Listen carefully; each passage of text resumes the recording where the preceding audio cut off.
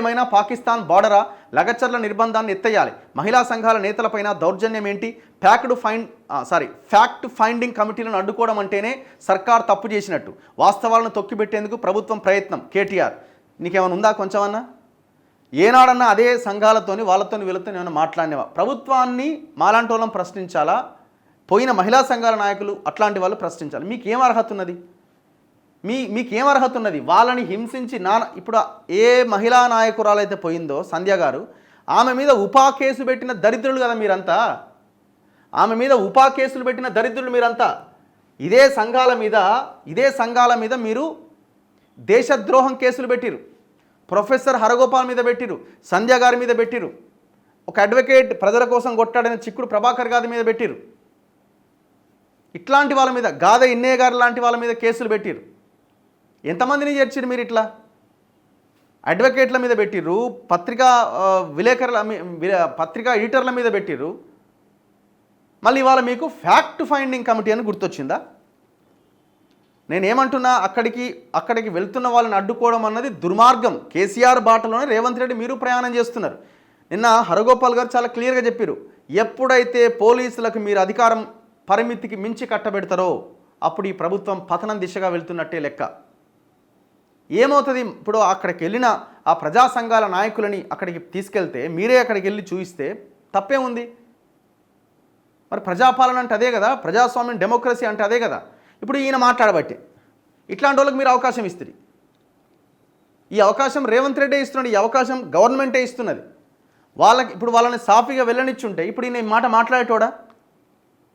వాస్తవాలు బయటకు వచ్చాయి కదా.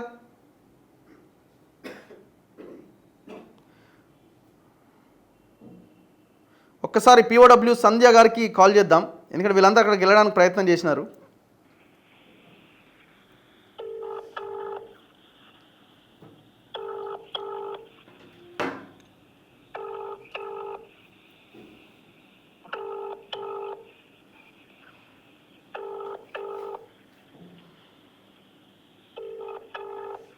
ఫోన్ లిఫ్ట్ చేయట్లేదు. మళ్ళీ మనం వీలైతే ఇంటర్వ్యూ తీసుకునే ప్రయత్నం చేద్దాం. నిజ నిర్ధారణపైన నిర్బంధం, ప్రజా సంఘాలపై పోలీసు జులుం, లగచర్లకు వెళ్లకుండా అడ్డగింత, పెనుగులాటలో చినిగిన మహిళా నేతల దుస్తులు, నిజాలు బయటపడతాయని అడ్డుకుంటున్నారా? పీఓడబ్ల్యూ నాయకురాలు సంధ్య మండిపాటు.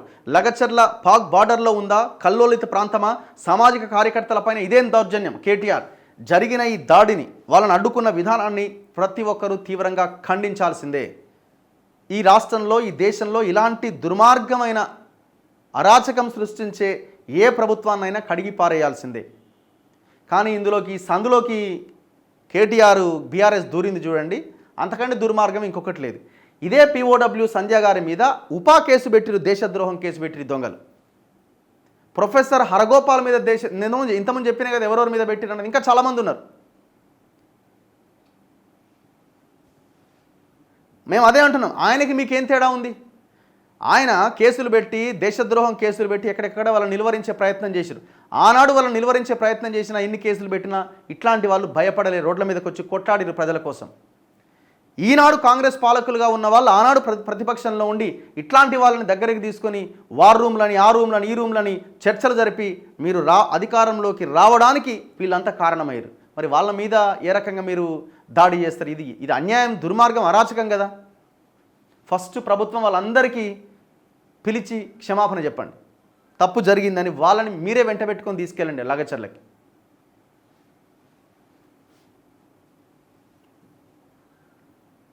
ఇప్పుడు నేను కేసీఆర్ని మొలకెత్తనివ్వనని నువ్వే విత్తనం నాటుతుంటివి. సింపుల్, అంతే కదా. ఇప్పుడు అవకాశం ఎవరు ఇచ్చారు వాళ్ళకి? ఇప్పుడు దాని మీద మాట్లాడే అవకాశం లేకుండే మీరు వాళ్ళని అడ్డుకోవడం వల్ల వాళ్ళకి అవకాశం దొరికింది. వాళ్ళకి అర్హత ఉన్నదా లేదా పక్కన పెట్టండి.